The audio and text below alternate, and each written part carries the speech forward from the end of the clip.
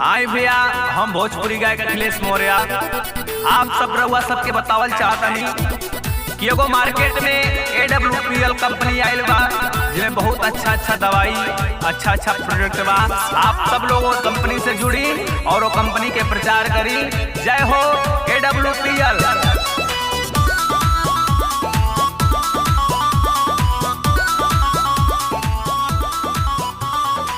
आ गई AWPL company भैया, मिले आयुर्वेदिक के बढ़िया दवाइया। हाँ, आ गई AWPL कंपनी भैया, मिले आयुर्वेदिक के बढ़िया दवाइया। सुधीर के प्रति मल्ले बतिया हो, हरे बतिया हो, कोई के विश्वास काम कैले हुआ बढ़ते आगे दिन रतिया हो। कई के विश्वास काम जे भी हो कैले आगे बढ़ता दिन रतिया हो। आगे बढ़ता दिन रतिया, आगे बढ़ता दिन रतिया।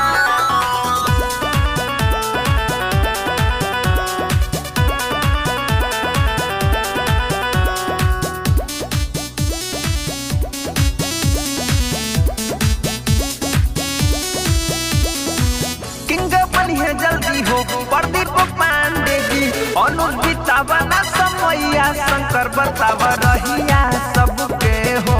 समान बाटे बढ़िया सबसे हो, बाटे बढ़िया सबसे हो। किंगे बनिया जल्दी हो प्रदीप पांडे जी, अनुज बितावना समैया, शंकर बतावा रहिया सबके हो। समान बाटे बढ़िया सबसे हो।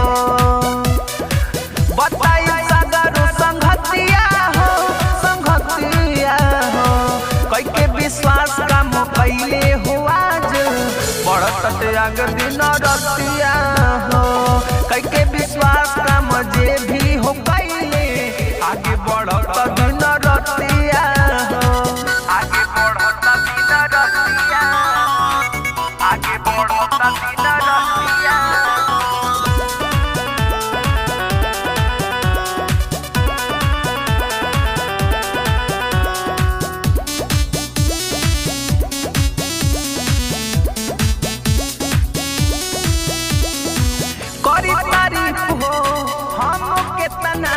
कही अखिलेश सोचिला जेतना, प्रदीप मनले कहनवा पुराई गे सपनवा सब होना।